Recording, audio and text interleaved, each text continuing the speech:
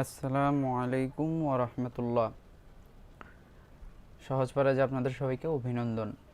শুকরিয়া মহান আল্লাহর কাছে যে নতুন ডে একটা শুরু করতে পেরেছি, ডে 2।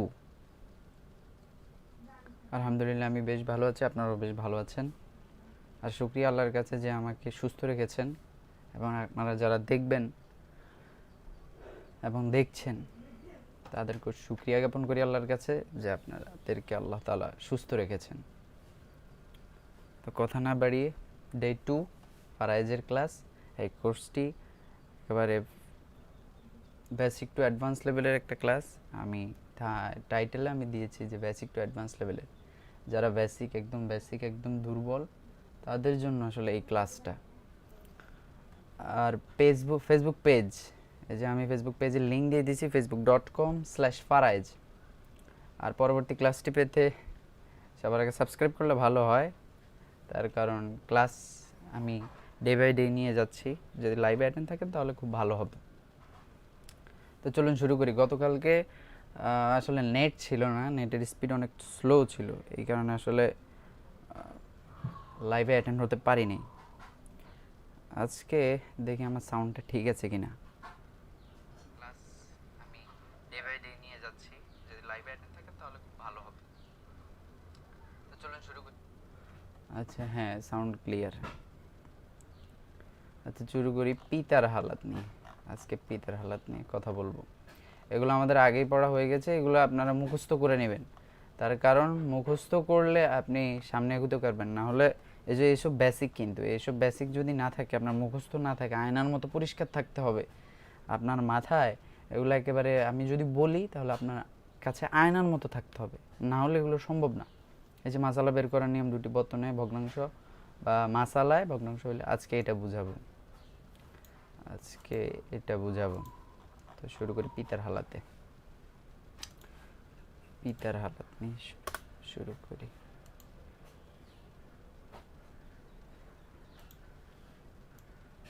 এটা অনেক বড় হয়ে গেছে, ছোট করে দিই। এবার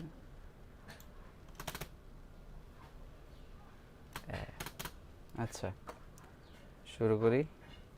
পিতার হালাত দেওয়াই আছে। পিতার হালাত হচ্ছে কয়টা? এক মিনিট, একটু স্পিড স্লো। গতকালকে আসলে নেট ওয়েট সরি আচ্ছা, তো শুরু করি। পিতার হালাত হচ্ছে তিনটি। কয়টি? তিনটি। তিনটি একেবারে এটা বড় করে লেখা, তিনটি। পিতার হালাত তিনটি। আপনি যখন পিতার হালাতটা পড়বেন তখন আপনি মুখস্থ মাথায় রাখতে হবে, যে এটা মুখস্থ রাখতে হবে যে পিতার হালাত কয়টি? তিনটি। এক নাম্বার, শুধু ছয়ের এক। এই যে ছয়ের একটা এইভাবে লিখছে, আমি আসলে ফ্র্যাকশনটা এই কয়দিন আগে বুঝেছি যে কীভাবে লিখতে হয়। তার আগে এভাবে লিখছি আমি, আসলে এটার জন্য খুবই দুঃখিত। এটা কাট করে দিই। শুধু ছয়ের একটা এখানে হবে, এমন হবে, বুঝছেন? আশা করি বুঝতে পেরেছেন।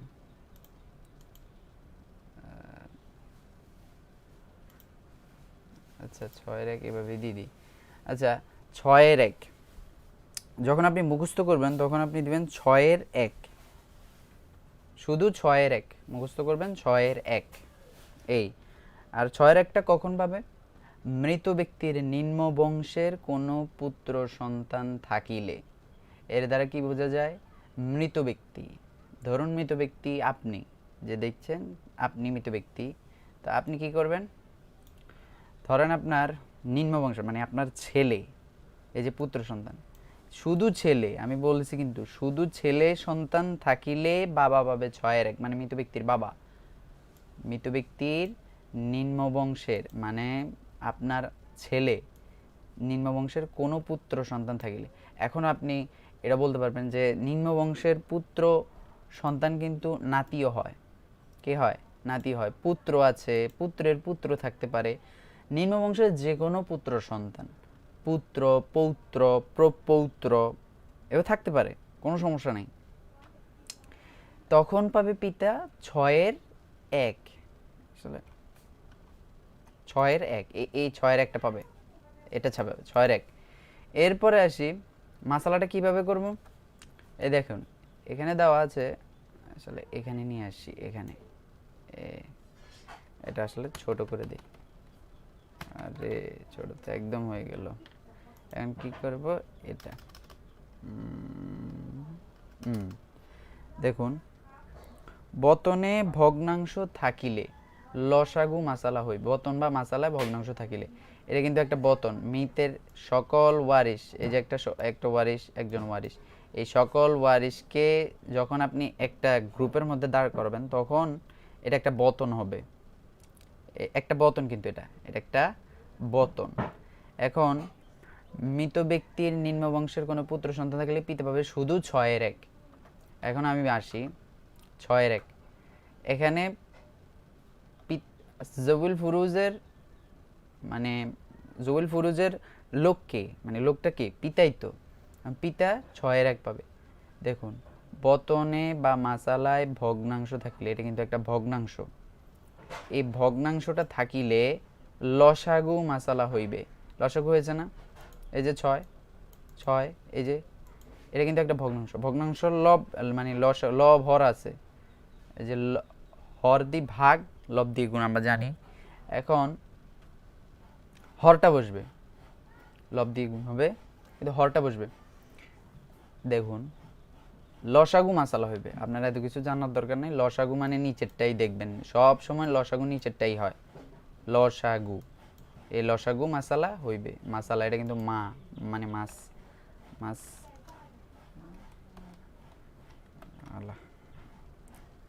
মাসালা 6 মাসালা হবে। মাসালা কোনটা হবে? লসাগু মাসালা। লসাগু তো 6, এখন 6 হয়ে গেছে মাসালা। এবার আসি ভাগ বটারা কিভাবে হবে। পিতা তো 6-এর 1ই পাবে। পিতা কত পাবে? পিতা 6-এর 1 পাবে। আচ্ছা আমি লিখি, পিতা তো 6-এর 1 পাবে। পিতা যদি 6 থেকে 1 পায়, এই যে 6-এর 1, আমি যদি একটা সম্পত্তিকে 6 ভাগ করি তাহলে সেখান থেকে পিতা পাবে 1। এটা প্লাস না আসলে, ড্র ইজার সমান সমান কি হয়? 5 ভাগ থাকে না? তো 5 ভাগ পুত্র সন্তান পেয়ে যাবে। এই যে পুত্র সন্তান, সহজ, এটা অনেক সহজ। দেখুন, 6 থেকে 6-এর 1 পাবে, 6 থেকে 6-এর 1 পাবে, মানে 6-এর 1 যদি পেয়ে যায়, 1 ভাগ যদি পিতা পেয়ে যায়, আর বাকি থাকে কয় ভাগ? 5 ভাগ। এই 5 ভাগটা পুত্র সন্তান পেয়ে গেছে। দেখুন, এখন অনেকে কি করবে, যে এখানে চাচা হলো না কেন, অথবা কি বলবো, খালা হলো না কেন, মানে অনেকেই এখন প্রশ্ন উঠাবে যে দাদা হলো না কেন, তারপরে অন্য কোনো হালাত, অন্য কোনো মানুষ এখানে হলো না কেন। কিন্তু এখানে শিক্ষার্থীরা এখানে আসলে ভুল করে। তার কারণ এখানে অন্য কোনো ইয়া হবে না কেন? এখানে দেওয়াই আছে যে নিম্ন বংশের কোনো পুত্র সন্তান থাকিলে পিতা পাবে 6-এর 1। তার মানে কি? পুত্র সন্তান থাকিলে, এখানে কিন্তু বলে না যে পুত্র সন্তান না থাকিলে। পুত্র সন্তান থাকিলে তার মানে পুত্র আছে, বাবাও আছে, পিতা আছে, বাবা আছে। এখানে দুজনের মাসালাই হবে। শুধু এখন এটা জেনে রাখেন, এখানে দুজনের মাসালাই হবে। যখন আপনি হালাতগুলো একদম ফ্রেশলি বুঝে যাবেন তখন আপনি একেবারে সহজে এটা করতে পারবেন। এখন কি গেল? পিতা পাবে 1, তাহলে 5 আর 1 6, মাসালার সাথে মিলে গেছে না? এই যে মাসালার সাথে মিলে গেল না? হ্যাঁ মিলে গেল, অবশ্যই মিলে গেল। এখন আবার আসি এবার 2 নাম্বার হালাতে। কয় নাম্বার?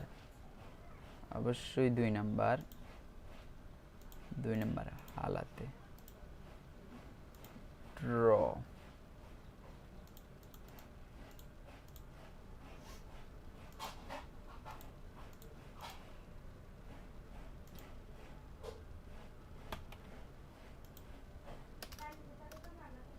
দেখুন, 2 নম্বর হালাতে 6-এর 1 আসাবা, 6-এর 1ও পাবে, আসাবা পাবে। শুধু মুখস্থ রাখবেন 6-এর 1 আসাবা। পিতার হালাত 3টা, কি কি? শুধু 6-এর 1, 6-এর 1 আসাবা, শুধু আসাবা, শুধু এগুলা মুখস্থ রাখবেন তাহলেই হবে। এই 3টা হালাত, আর হালাতগুলো একটু বোঝা লাগবে। আপনি যখন 6-এর 1 বলবেন 6-এর 1 আসাবা, তখন কোন হালাতে এটা 6-এর 1 আসাবা হয়? মৃত ব্যক্তির নিম্ন বংশের কোনো কন্যা সন্তান থাকিলে, তাহলে প্রথম দিয়ে বুঝলাম কি, মৃত ব্যক্তির নিম্ন বংশের কোনো পুত্র সন্তান থাকিলে। আরে এটা কালার হয়ে গেল কেন? আচ্ছা, এই কোনো পুত্র সন্তান থাকিলে মৃত ব্যক্তি কি পাবে? 6-এর 1 পাবে, 6-এর 1 পাবে। দেখেন, এই যে দেখেন, কোনো পুত্র সন্তান থাকিলে, আমি কিন্তু বলেছি কোনো পুত্র সন্তান থাকিলে মৃত ব্যক্তি শুধু 6-এর 1 পাবে। এখন কন্যা সন্তান থাকলে 6-এর 1 আসাবা, 6-এর 1 আসাবা। এই 6-এর 1 আসাবা কখন হবে? মৃত ব্যক্তির কন্যা সন্তান থাকিলে। এখন কন্যা সন্তান শুধু মৃত ব্যক্তির একেবারে একজন কন্যা, মনে করেন ধরুন আপনি আপনার নিজেকেই ধরুন যে আপনার একটা কন্যা সন্তান আছে, এখন আপনার আবার কন্যার কন্যাও আছে, এটা কিন্তু এর সাথে অ্যাড হবে। নিম্ন বংশের কোনো কন্যা সন্তান থাকিলে, এভাবে নিম্নে যত যায় কন্যা কন্যা কন্যা কন্যা, শুধু কন্যা। নিম্ন বংশের, আমি শুধু লিখতে ভুলে গেলাম, কন্যা সন্তান থাকিলে, শুধু কন্যা সন্তান থাকিলে। পুত্র সন্তান থাকিলে কিন্তু এই হালাতটা চলে আসবে, শুধু 6-এর 1। কন্যা সন্তান থাকিলে 6-এর 1 আসাবা হিসেবে চলে আসবে। এখন অনেকে বলবে যে ছেলে কন্যা যদি থাকে, ছেলেও আছে কন্যাও আছে, তখন কি হবে? আসলে এই ব্যাপারটাই আমাদেরকে মানে বোরিং ফিল করিয়ে দেয়। তার কারণ আমরা একটার সাথে পড়ে থাকি না। আমাদেরকে বুঝতে হবে যে আপনি এখন এটা শুধু নেন না, শুধু এটা বুঝে নেন, যেহেতু শুধু কন্যা সন্তান থাকলে আপনি মেনে নেন, জেনে নেন এবং মেনে নেন, তাহলেই হবে। কারণ একটা বিষয় আপনি একসাথে সব কিছু পারবেন না, একটার সাথে একটা অ্যাডজাস্ট হয়েই থাকে। আপনি ভার্ব পড়লে অ্যাডভার্ব চলেই আসবে, তখন আপনাকে বুঝে নিতে হবে। এখন এখানে শুধু কন্যা সন্তান থাকিলে, আপনি শুধু এটা বুঝে নেন যে শুধু কন্যা সন্তান থাকিলেই 6-এর 1 আসাবা। এখন কন্যা সন্তানের আমি হালাত বলে দিচ্ছি, কন্যা সন্তান কিছুদিন পরে আসবে হালাতটা। তো কন্যা সন্তানের হালাতটা আমি এখানে কাট করে নিই, কাট কপি।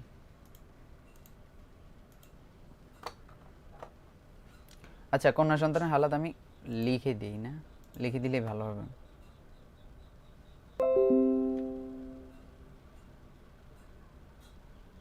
কিসের আবার আসলো?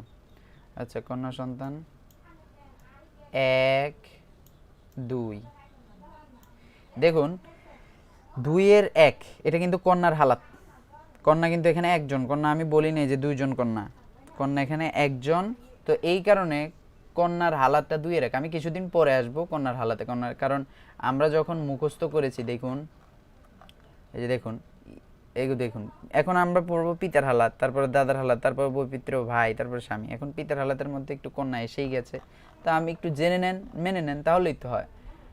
2-এর 1, আপনি কন্যার হালাতটা মুখস্থ রাখেন যে 2-এর 1, কারণ কন্যার হালাত কিছুদিন পর আসবে। কন্যার হালাতটা 2-এর 1, পিতার মতো, পিতা যেমন শুধু 6-এর 1।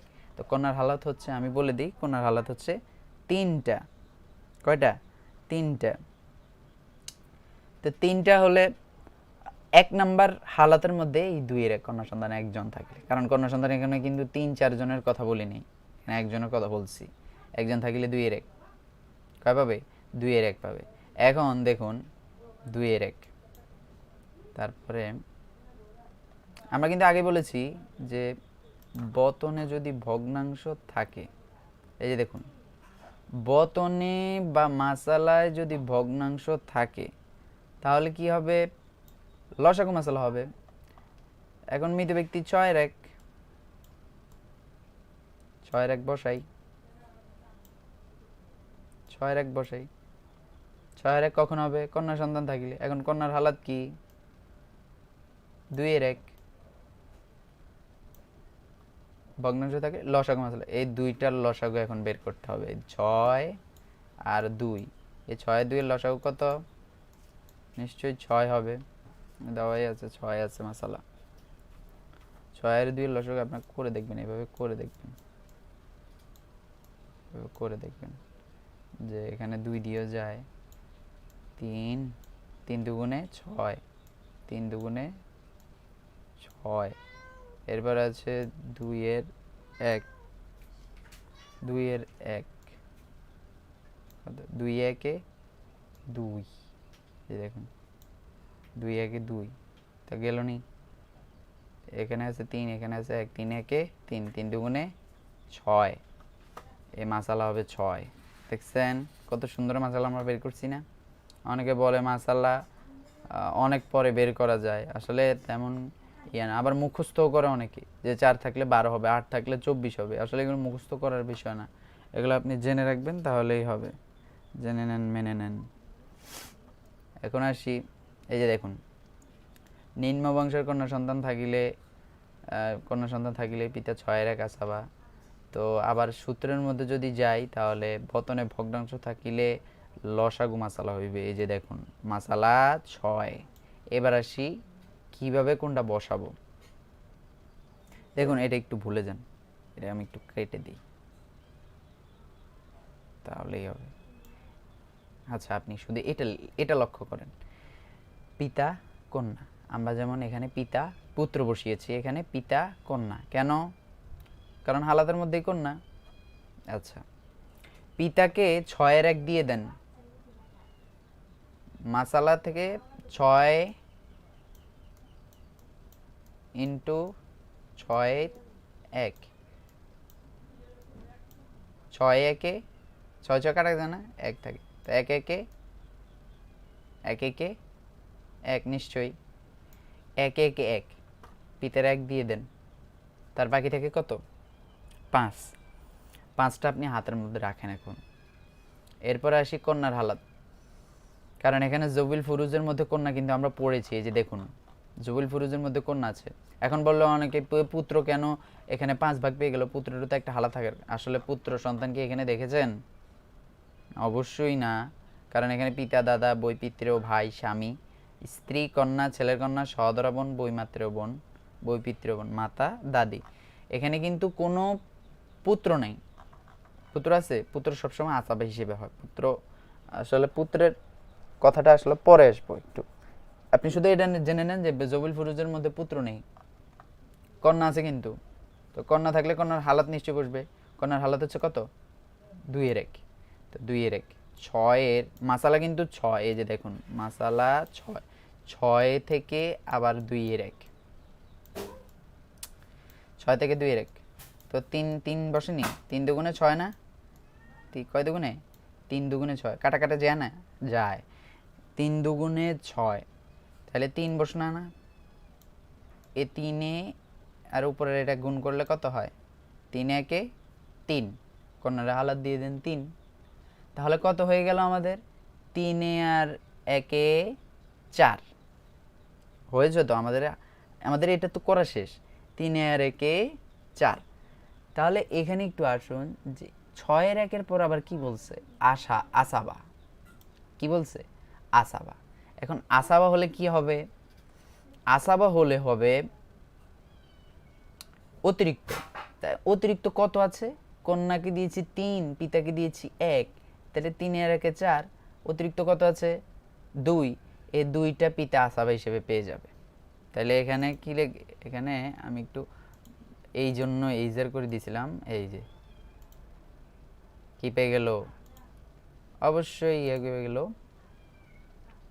2 ভাগ পেয়ে গেল। তো 2 1, পিতা কিন্তু 2টা এটা আসাবা হিসেবে পেয়েছে, এটা আসাবা হিসেবে পেয়েছে, আর একটা মাসালা করেই আমরা দিছি। তাহলে আমাদেরকে কি বের করতে হবে? আগে পিতার হালাত। আমরা আগে শুধু এটা জানবো যে 6 এর 1, 6 মাসালা কিন্তু 6, 6 থেকে 6 এর 1 হয়েছে নি?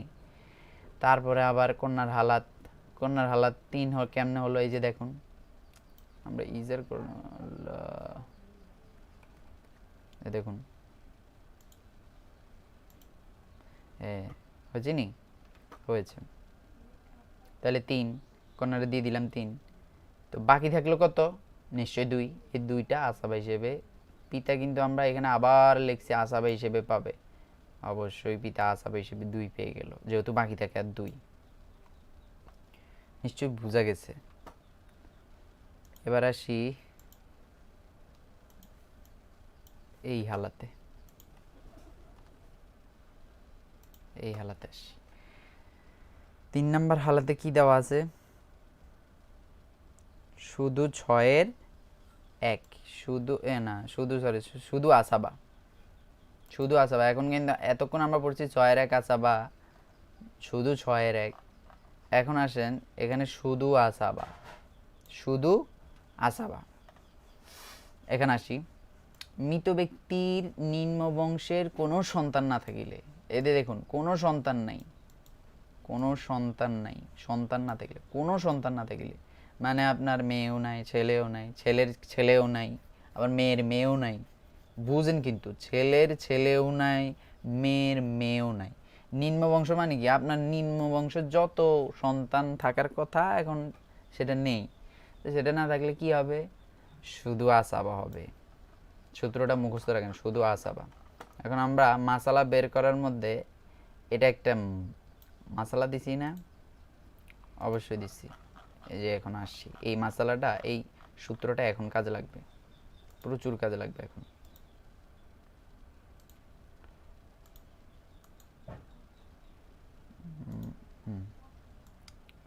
দেখুন ছোট করে দিই। মৃত ব্যক্তির নিম্ন বংশের কোনো সন্তান না থাকিলে পিতা শুধু আসাবা হিসেবে পেয়ে যাবে। এটা কিন্তু সূত্র, পিতা আসাবা হিসেবে পাবে, কারণ ফারাজবিদরা এটাই করেছে। এখন আপনাকে এটা মুখস্থ রাখতে হবে, কিছু করার নেই, কোরআনও এটা আছে। এখন কোনো মাসালায় সকল ওয়ারিশ আসাবা হলে আসাবার সংখ্যার সমষ্টি মূল্য হিসেবে এটা এখন বুঝে যাবে। সন্তানই যেহেতু নাই, এখন আমরা পিতারে বসালাম। চাচারে কেন বসালাম, আমরা প্রথম ক্লাসেই বলছি যে অতিরিক্ত হিসেবে যদি কাউকে বসাই, কোনো কেউ যদি না থাকে তাহলে আমরা চাচার হিসেবে ধরবো, কেউ যদি না থাকে তাহলে চাচা ধরবো। আমি আগে বলছি কেউ যদি না থাকে, কোনো সন্তানই নাই, ভাগ নেওয়ার কেউ নাই, এখন কারে বসাবো, চাচারে বসাবো, বাস শেষ। আর কিছু জানার দরকার নাই। এখন অনেকে বলবে যে ওটা কেন বসলো না, অন্য কেন হালাত বসলো না, বোন কেন বসলো না, ভাই কেন বসলো না, বলবো রে ভাই, এগুলাকে বুঝেন যে চাচারে আমরা এখন এখানে বসাই, অতিরিক্ত বেশি চাচারেই বসাই না, 14টা হালাত পর্যন্ত আমরা চাচারেই বসাবো যদি কেউ না থাকে। অতিরিক্ত অংশ নেওয়ার যদি কেউ না থাকে তাহলে চাচারা হিসেবে বসাই দিব, চাচারে দিয়ে দিব।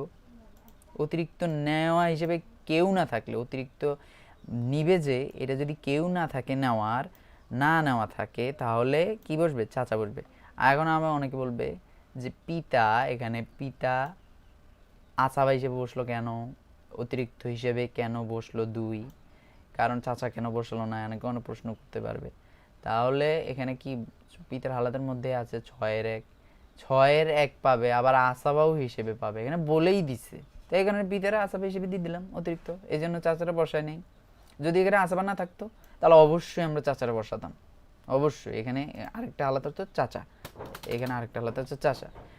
এখন আসি, কোনো মাসালায় সকল ওয়ারিশ আসাবা হলে আসাবার সংখ্যার সমষ্টি মূল্য হিসেবে পিতা আছে, চাচা আছে। চাচা কেন বঞ্চিত, কারণ আপনি যখন আপনার নিজের পিতার হিসেব দিক থেকে হিসাব করেন, পিতা আছে, চাচা আছে। এখন আপনি যদি মারা যান, আপনার সম্পদ কি আত্মীয়র, খুব রিলেটিভের মধ্যে আত্মীয়র হিসেবে আপনার যেহেতু খুব কাছের হচ্ছে পিতা, পিতা পাবে, এই কারণে চাচা পাবে না, কারণ চাচা তো অনেক পর, চাচা মানে বাপের ভাই, আপনার কি হয়, চাচা হয়, চাচা পাবে না, কারণ পিতা পাবে।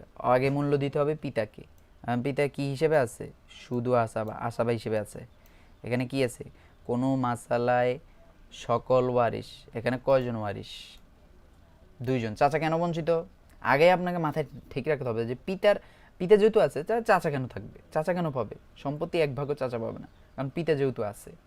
পিতা হচ্ছে সবার চেয়ে আপন, আপনার জন্মদাতা, এই কারণে চাচা আপনার জন্মদাতা না। পিতার ভাই হচ্ছে আপনার চাচা, ভাই, ভাই তো অনেক পরে। এখন কোনো মাসালা সকল ওয়ারিশ আসাবা হলে তখন আসাবার সংখ্যার সমষ্টি মূল্য হিসেবে, সমষ্টি মানে কি, যোগফল, সমষ্টি মানে কি, যোগফল, দাঁড়ান, সমষ্টি মানে যোগ। আসাবা কয়জন, 1 জন। আসাবার সংখ্যার সমষ্টি, তো যোগ কয়জন হয়েছে, একজন হয়েছে, তো একজনের যোগ কত? একের তো একই, এই কারণে মাসালা হয়েছে এক, পিতা পেয়েছে এক, চাচা বঞ্চিত, চাচা তো বঞ্চিত। আমি আগেই বললাম, মাথা আগে ঠিক রাখবেন যে পিতা যদি থাকে চাচা পাবে না, তার কারণ পিতা সবার চেয়ে মানে আপনার সবচেয়ে কাছে, আপনার জন্মদাতা। তো এই কারণে তো নিশ্চয়ই বোঝা গেছে। তো এই মশালাগুলো আমাদের 14টা হালাতের মধ্যেই লাগবে। এই যে বতনে ভগ্নাংশ হইলে লসক মশালা, এগুলো আমাদের অবশ্যই লাগবে। তার কারণ আপনি যখন অঙ্ক করবেন, এই যে অঙ্ক করতে, এই যে মশালাটা বের করছি, এটা কষ্ট হয়েছে না? কেন কষ্ট? কষ্ট কমই হয়েছে, তার কারণ আপনি যেহেতু নতুন, হয়তো আপনি মুখস্থ করতে একটু দেরি, কিন্তু আপনি সবসময় প্রতিদিন রিভাইসের উপরে থাকবেন, তাহলে দেখবেন সূত্রটা একেবারে ওই যে আমাদের ফালা ফালার মতো একেবারে মুখের মধ্যে লেগে থাকবে। ফারাজটা আপনার কাছে খুব সহজের মনে হবে। তো আজকে একটা হালাতই পড়াবো, কারণ আমি একটু ব্যস্ত আছি, আমার একটু কাজ আছে। আজকে একটা হালাতে থাকে, আমরা প্রতিদিন একটা একটা হালাত মুখস্থ করব। কারণ আপনি একসাথে সবচেয়ে কিছু খেতে পারবেন না, আস্তে আস্তে খেতে পারবেন। কে বলেছে আপনাকে যে আপনি একদিনে ফারাজের উপরে ইয়া করবেন? আপনাকে ধৈর্য ধারণ করতে হবে, সবর করতে হবে। ইন্নাল্লাহা মা'আস সাবিরিন, আল্লাহ ধৈর্যকারীদের সাথে আছে। তো এই হলো কথা, সারসংক্ষেপ কথা হচ্ছে এটা। আমি এগুলো মুছে দিই। আপনারা যখন ক্লাসটা রিভিউ করবেন তখন একটু একটু দেখে নেবেন যে আমি কিভাবে করলাম। আর যদি যেটা না বুঝেন, তাহলে ফারাজের একটা পেজ আছে, ওই পেজের মধ্যে আমি আমাকে মেসেজ করলে আমি মেসেজের উত্তর দিব, কোনো সমস্যা নেই। ফারাজের পেজটা কি দেখুন, আমাকে দেখাই।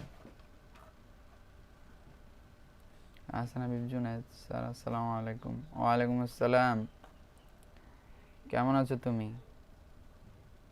আমার নামে নাম, হ্যাঁ, খুব সুন্দর। তুমি কেমন আছো? তোমাকে অভিনন্দন নতুন ফারাইজে। আচ্ছা, তাহলে আমরা এখন কোথায় যাব? নিউ ট্যাবে, তারপরে যাব ফেসবুক। এই যে দেখুন, আমি আপনাকে এখন ফেসবুকের পেজ দেখাবো আমি। আমাদের ফেসবুক পেজ একটা আছে সহজ ফারাজ নামে, ওখানে আস্তে আস্তে ইয়ে হয়ে যায়। এই দেখুন পেজ, এই যে পেজ, এই পেজটার মধ্যে আপনি যদি এখানে প্রশ্ন করেন, এই যে মেসেজ পান, আপনি যদি এখানে প্রশ্ন করেন, তাহলে আমি মেসেজের উত্তর দিব। এই যে ফেসবুক পেজের লিঙ্ক, সহজ ফারাজ লিখলে আপনার চলে আসবে। ইউটিউবে লিখলে আপনি পাবেন, কারণ ইউটিউবে এটাই নতুন চ্যানেল যে সহজ ফারাজ নামে একটা বেসিক টু অ্যাডভান্স লেভেলের কোর্স চালু হতে যাচ্ছে। আর আপনাদেরকে আমি বারবার বলছি যে এগুলো প্রতিদিন রিভাইজের উপরে রাখবেন।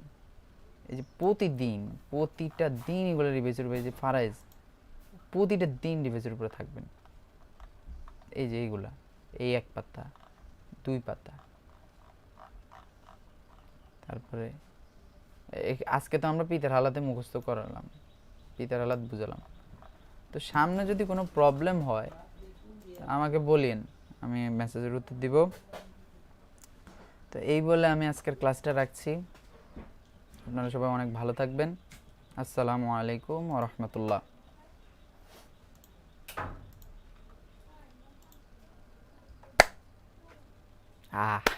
আজকে খুব শান্তিতে হয়েছে।